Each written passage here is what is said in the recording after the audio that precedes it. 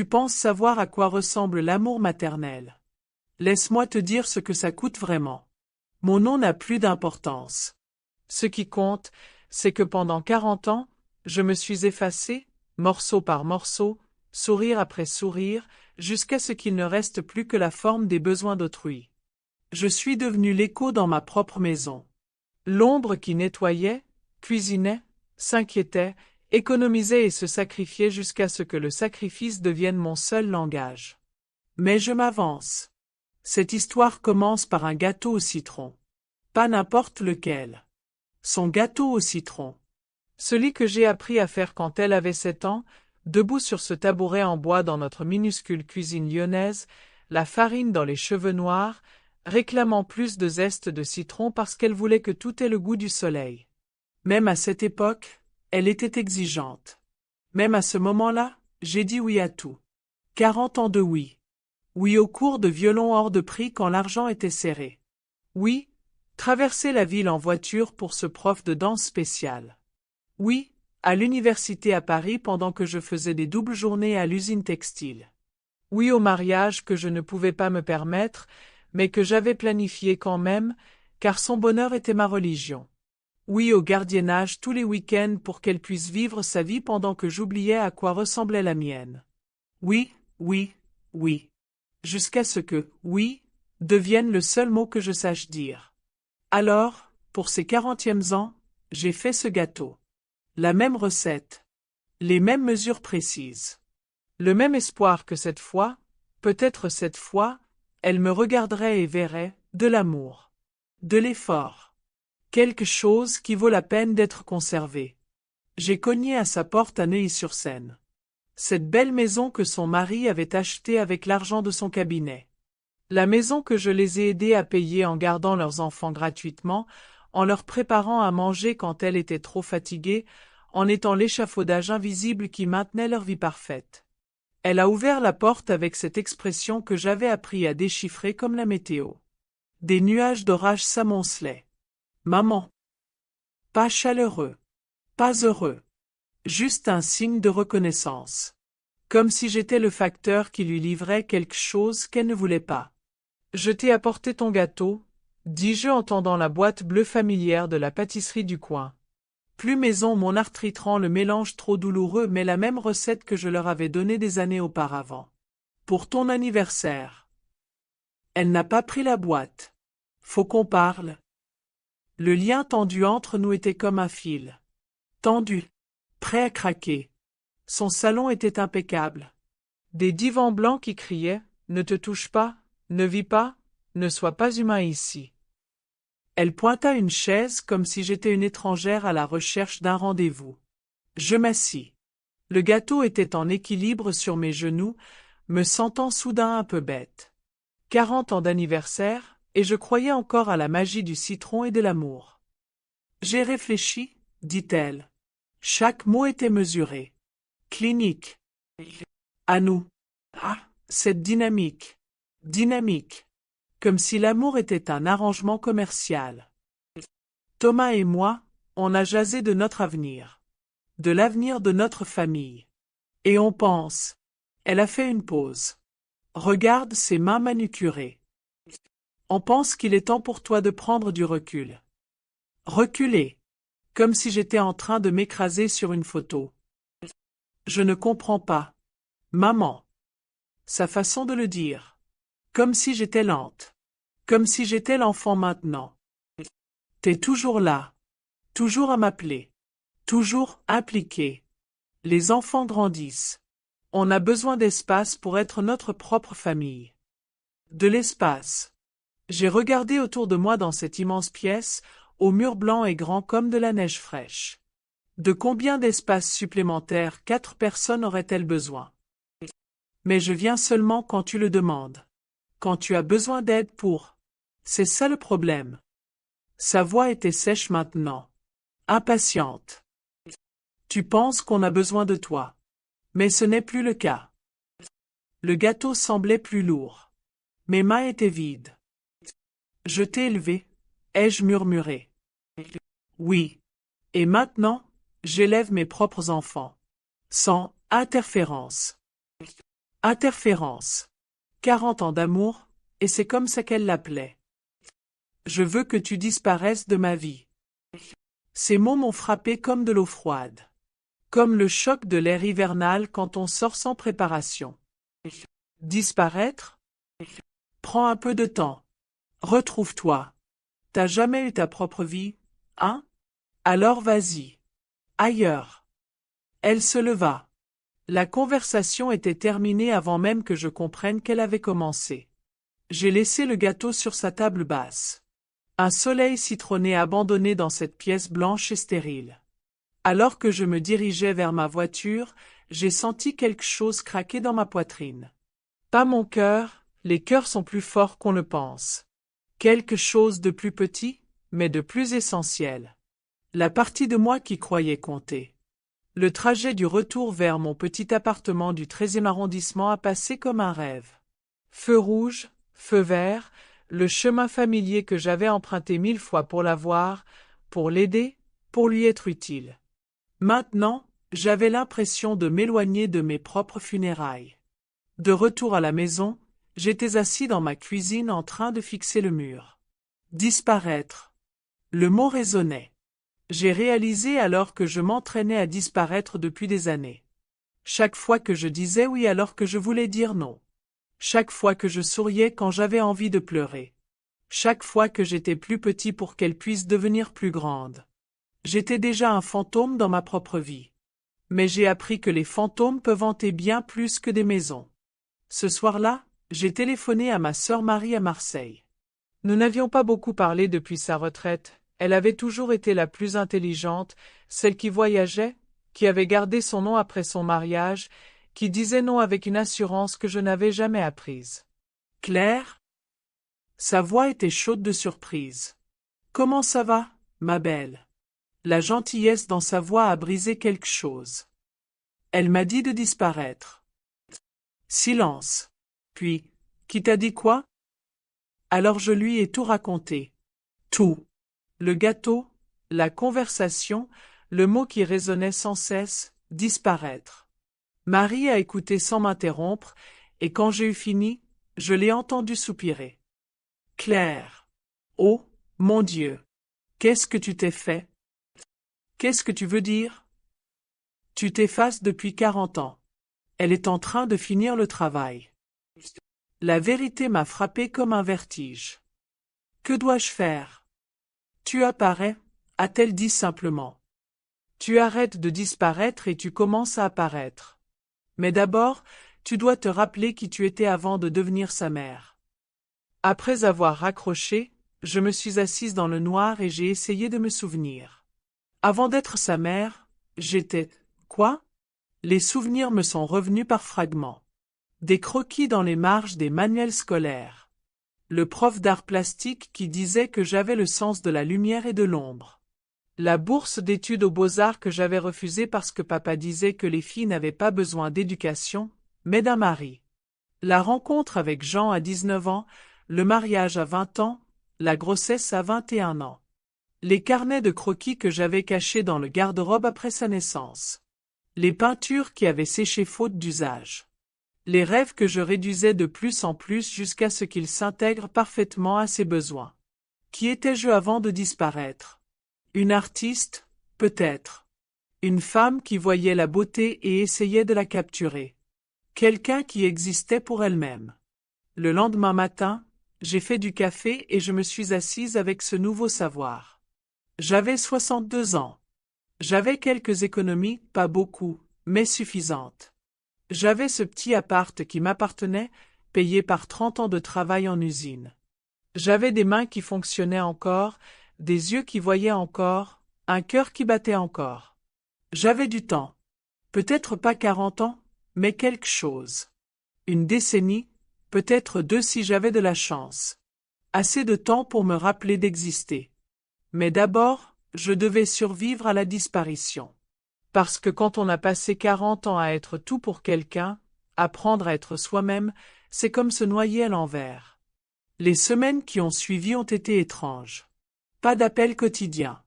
Pas de visites le week-end. Pas de demandes urgentes de gardiennage, de préparation de souper ou de soutien émotionnel. Mon agenda, autrefois rempli de sa vie, s'étendait comme une toile blanche. J'ai découvert que le silence avait du poids. Il me serrait la poitrine le matin quand je me réveillais sans urgence. Il bourdonnait dans mes oreilles pendant le souper, quand je cuisinais pour une personne et que les portions semblaient pitoyables dans mon assiette. Mais petit à petit, j'ai aussi découvert que le silence avait du relief. Dans le silence, j'entendais mes propres pensées.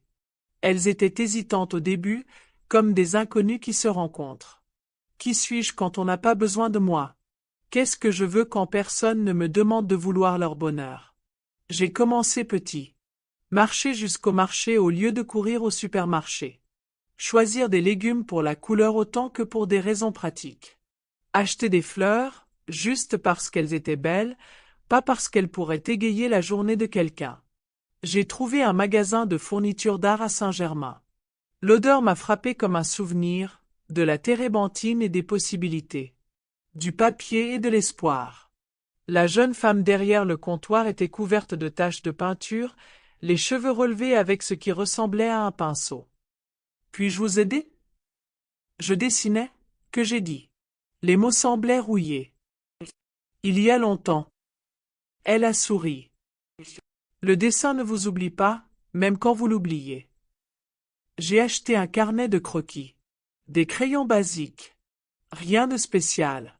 Mais en rentrant à la maison avec le matériel dans mon sac, j'ai ressenti quelque chose que je n'avais pas ressenti depuis des années, l'impatience. Ce soir-là, je me suis assise à la table de ma cuisine et j'ai ouvert le carnet à la première page. Le vide était à la fois terrifiant et exaltant. Aucune attente. Personne à satisfaire. Juste moi et la possibilité de créer quelque chose qui n'existait pas auparavant. J'ai d'abord dessiné la tasse à café. Des lignes simples, la façon dont la lumière tombait sur la céramique. Ma main était inexpérimentée, les lignes tremblaient. Mais il y avait quelque chose là. Le spectre du talent, attendant d'être réveillé. Au cours des prochaines semaines, j'ai tout dessiné. La vue de ma fenêtre. La vieille femme à l'arrêt d'autobus qui nourrissait les pigeons chaque matin. Mes propres mains, ridées et tachées par l'âge, mais toujours capables de tenir un crayon, toujours capables de créer. Chaque dessin était un exercice d'existence. De vision. D'être présente à ma propre vie. Mais exister, j'ai appris, a des conséquences. L'appel est arrivé un mardi soir d'octobre. Sa voix était tendue, entre colère et panique. Maman, faut qu'on parle. De quoi? De ton comportement. Mon comportement. J'ai failli rire. Pour la première fois en 40 ans, je me conduisais comme moi-même plutôt que comme son soutien, et c'était un problème. Je vis ma vie, que j'ai dit. Comme tu l'as suggéré. Pas comme ça. Sa voix s'éleva. Marie m'a appelé. Elle a dit que tu prenais des cours d'art? À ton âge? Marie prenait de mes nouvelles, appelant tous les 2 ou 3 jours. Elle avait été ravie quand je lui avais parlé du dessin, et encore plus ravie quand j'avais mentionné le cours d'art au centre communautaire que j'avais trouvé dans le 5e arrondissement. Oui. C'est gênant. Pour qui? Pour la famille. Les gens penseront qu'on t'a abandonné. On ne prend pas soin de toi. Ah. C'était ben ça. Pas par souci de mon bonheur, mais par peur pour leur image. Je prends soin de moi. En jouant avec des crayons comme une enfant? Le rejet dans sa voix m'était si familier. Sa façon de minimiser tout ce qui comptait pour moi depuis des années. Mes inquiétudes étaient devenues des réactions excessives. Mes sentiments étaient devenus dramatiques. Mes besoins étaient devenus de l'égoïsme. Mais quelque chose avait changé. Ces semaines passées à dessiner, à me souvenir de qui j'étais avant de devenir son écho, m'avaient apporté quelque chose de nouveau. Ou peut-être quelque chose d'ancien, récupéré. Ce ne sont pas des crayons, dis-je doucement. Ce sont des fusains. Et des pastels. Et je joue pas. Je crée. Créer quoi? T'es trop vieux pour devenir un artiste. J'étais déjà un artiste. J'ai juste oublié pendant un moment. Le silence s'installa entre nous. Je l'entendais respirer, je la voyais presque assimiler cette version de moi qu'elle ne reconnaissait pas. C'est ridicule, dit-elle finalement. Tu dois arrêter ces niaiseries et faire comme si t'étais de ton âge. À quoi ressemble mon âge pour toi?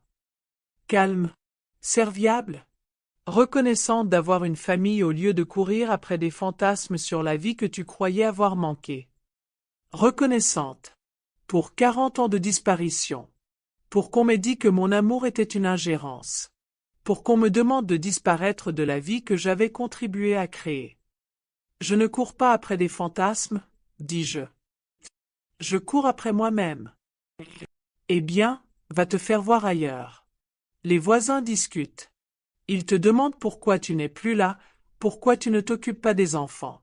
Ça nous fait mal paraître. Ça les fait mal paraître. Après tout, c'est ça qui comptait. Leur image. Leur confort.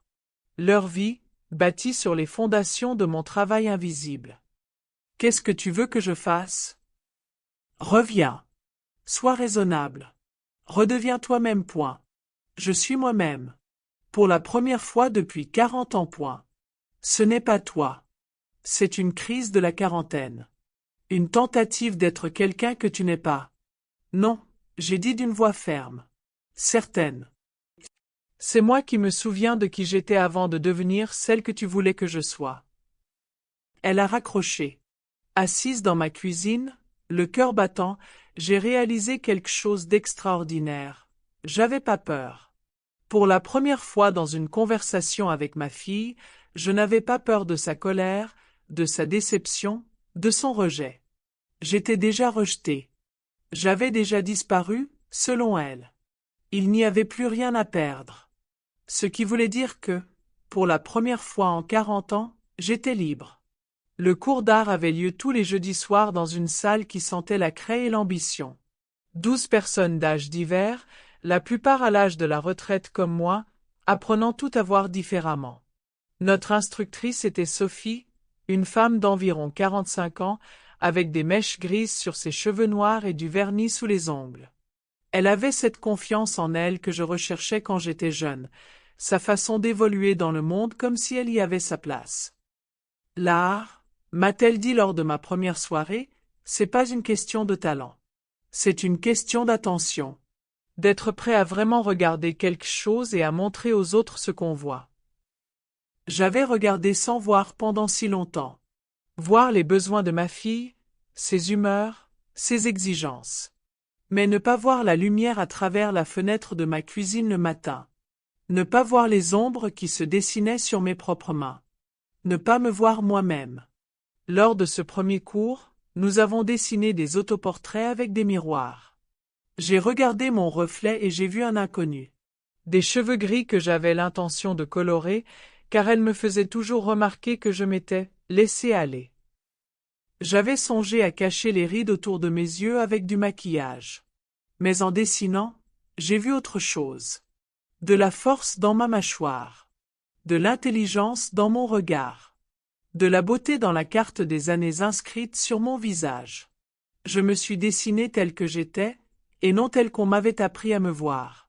Pas comme la femme trop vieille, trop égoïste, trop difficile. Mais comme la femme qui avait survécu 62 ans, qui avait élevé une fille, qui avait travaillé, aimé, fait des sacrifices et qui était toujours là. Toujours en train de dessiner. Toujours en devenir. Beau travail, a dit Sophie en regardant le croquis par-dessus mon épaule. Tu as le don de saisir l'honnêteté. L'honnêteté. C'est peut-être ce qui me manquait. Pas seulement dans mon art, mais dans ma vie. L'honnêteté d'admettre que l'amour ne devrait pas avoir à disparaître. Être une bonne mère ne signifiait pas être une mauvaise femme. Que je pouvais chérir ma fille tout en me choisissant. Les semaines se sont transformées en mois. Octobre a fait place à novembre, puis à décembre. Le cours d'art est devenu le centre de ma semaine, mais d'autres choses ont commencé à se développer autour. J'ai rejoint un club de lecture à la bibliothèque. J'ai commencé à faire du bénévolat au refuge pour animaux le week-end. J'ai appris à cuisiner pour quelqu'un sans m'apitoyer sur mon sort. J'ai commencé à participer à ma propre vie. Cette année-là, Noël a été le premier que j'ai passé tout seul en 40 ans. Je m'attendais à un drame. Au lieu de ça, il a été paisible. Je me suis préparé un repas simple, j'ai ouvert une bouteille de vin que j'avais gardée pour une occasion spéciale et j'ai décidé que ma propre compagnie était déjà assez spéciale. Je me suis offert des cadeaux, une nouvelle série de pastels, un recueil de poésie, un foulard que j'aimais simplement parce qu'il était beau. J'ai accroché mes dessins au mur de mon appartement, le transformant d'un endroit où je dormais en un endroit où je vivais. Pour la première fois, ma maison me ressemblait. L'appel est arrivé en janvier. Sa voix était différente. Plus faible. Moins sûre. Maman? Oui, point. Comment ça va? Une question simple qui me semblait complexe. Comment j'allais? J'avais 63 ans. J'apprenais à peindre à l'aquarelle. Je lisais Marguerite Duras et je comprenais des choses sur l'amour et la perte que j'avais été trop occupé pour apprendre auparavant. Je me sentais seul parfois, mais pas vide. Je guérissais quelque chose dont je n'étais pas consciente d'être brisé. Ça va bien. Nous. Sa voix s'étrangla. Les enfants me demandent de tes nouvelles. Les enfants. Mes petits-enfants, que j'avais aimés intensément et que j'avais vus constamment jusqu'à ce qu'on me demande de disparaître. Ils me manquaient, me faisaient mal physiquement, mais j'avais appris à tenir l'amour et les limites entre les mêmes mains. Comment ça va? Bien. Ils grandissent. Emma a perdu une dans la semaine passée et a demandé si grand-maman allait venir voir l'espace. La manipulation était douce mais claire. Utiliser l'amour des enfants pour me ramener aux anciens schémas. Faire appel à la grand-mère qui sacrifierait tout pour ses petits visages. Dis-lui que je suis fière d'elle. Elle veut te voir. J'aimerais la voir aussi. Alors viens. Viens souper dimanche. Comme avant. Comme avant. Comme si les mois de silence, l'exigence de disparaître, le cruel rejet de mon art et de ma croissance pouvaient être effacés par une invitation à souper dominical. Qu'est-ce qui a changé? Demandai-je. Qu'est-ce que tu veux dire?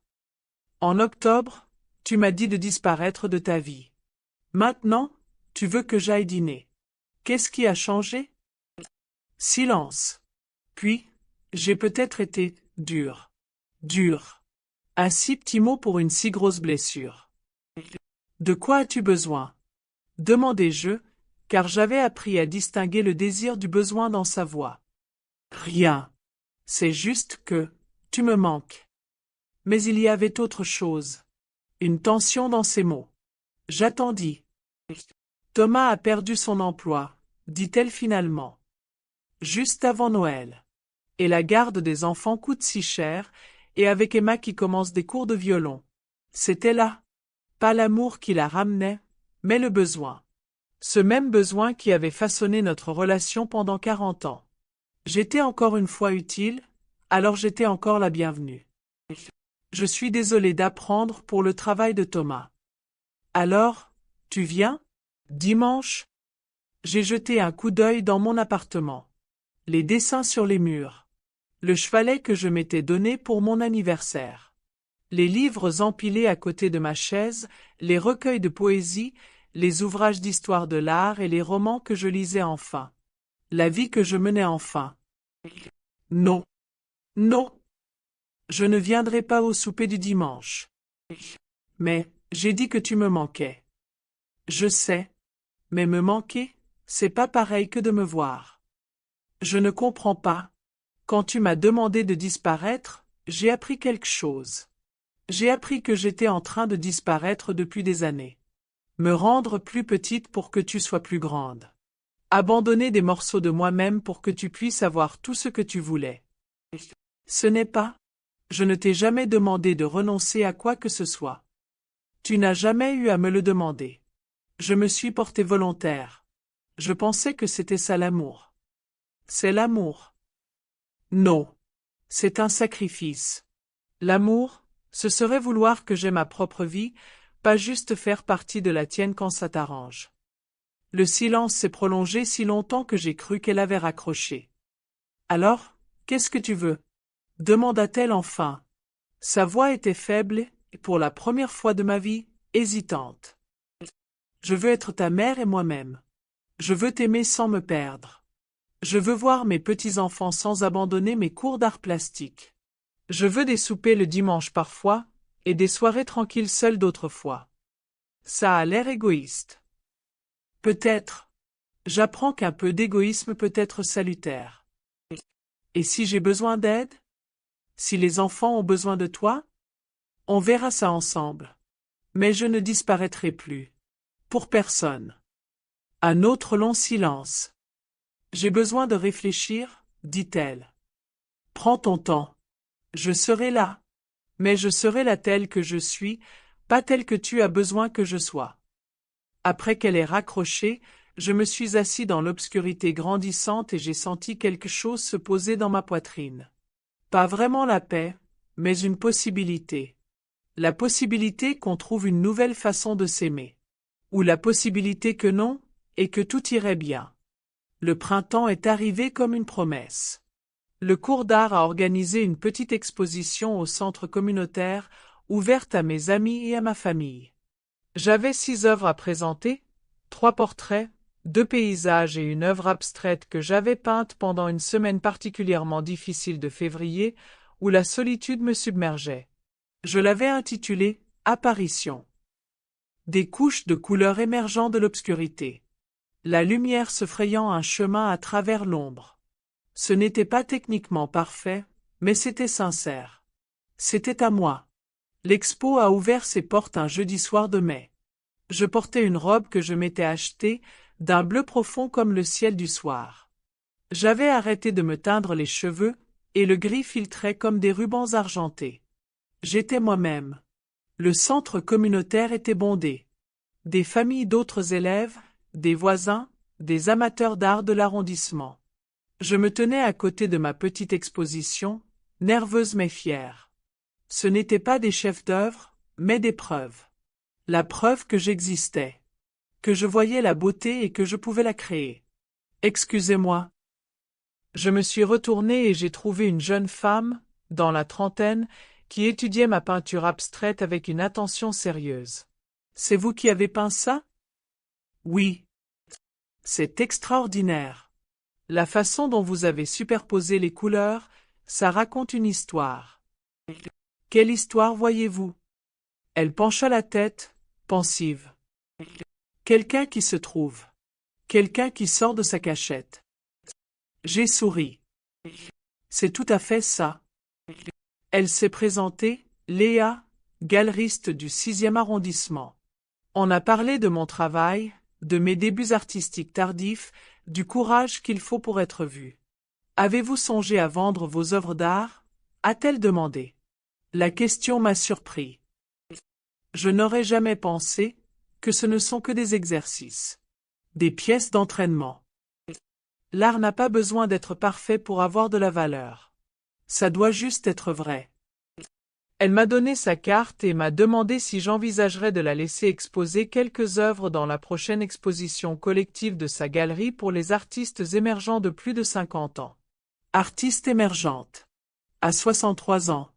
J'étais encore radieux de cette conversation quand je l'ai vue. Ma fille, debout dans l'embrasure de la porte, scrutait la pièce. Son expression était prudente, celle qu'elle utilisait pour ses obligations sociales. Mon cœur a fait un mouvement complexe. Joie et méfiance se mêlèrent. Elle m'a trouvé près de mon exposition et est restée longtemps à examiner les tableaux. Son visage ne trahissait rien. « T'es venu ?» dis-je. Marie m'a parlé de l'exposition. Elle a dit. Elle s'interrompit, puis reprit. Elle a dit que je devrais voir ce que tu faisais. Et toi, qu'en penses-tu? Elle est restée silencieuse si longtemps que j'ai cru qu'elle ne répondrait pas. Quand elle a parlé, sa voix était faible. Je ne les comprends pas. C'est pas grave. Tu n'es pas obligé de les comprendre. Ce sont les miennes. Mais pourquoi? La question jaillit d'elle. Pourquoi ça? Pourquoi maintenant? Tu pourrais passer du temps avec tes petits-enfants, aider ta famille, mais au lieu de ça, Tu es là à jouer avec de la peinture et à faire semblant d'être quelqu'un que tu n'es pas. Et voilà, encore, l'accusation selon laquelle devenir moi-même était une trahison envers sa mère. Je ne me fais pas passer pour quelqu'un, dis-je doucement. Je me souviens de qui j'ai toujours été. T'es ma mère. C'est ce que tu es. Je suis ta mère et une artiste. Je suis ta mère et une femme avec mes propres rêves. Je suis ta mère et une personne qui mérite d'exister pour elle-même. Elle a regardé les tableaux encore une fois, et j'ai vu quelque chose vaciller sur son visage. Je ne comprenais pas exactement, mais peut-être le début. Les enfants te manquent, dit-elle. Ils me manquent aussi. Alors reviens. Fais encore partie de nos vies. Je ne suis jamais parti. Tu m'as demandé de disparaître, tu te rappelles? J'ai juste appris à apparaître ailleurs. Elle se tut de nouveau. Autour de nous, l'exposition continuait. D'autres familles célébraient leurs artistes. D'autres personnes ont découvert que la créativité n'a pas de date de péremption. À quoi ça ressemblerait? Demanda-t-elle finalement. Si nous, si on trouvait une nouvelle façon de s'aimer? Elle acquiesça de la tête. Je sais pas. On devrait trouver une solution ensemble. Mais ça commencerait par toi, me voyant plus que ta mère. Et moi, apprenant à t'aimer sans disparaître moi-même. Je ne sais pas comment faire. Moi non plus. Mais je pense qu'on pourrait apprendre. Elle examina de nouveau ma peinture abstraite. Comment s'appelle celle-là? Apparition. Elle chercha ses mots. Ce n'est pas ce à quoi je m'attendais. À quoi t'attendais-tu? Quelque chose de plus triste, je crois. Quelque chose qui montrerait à quel point on t'a blessé. La douleur en fait partie. Mais ce n'est pas tout. Et le reste? La joie. La découverte.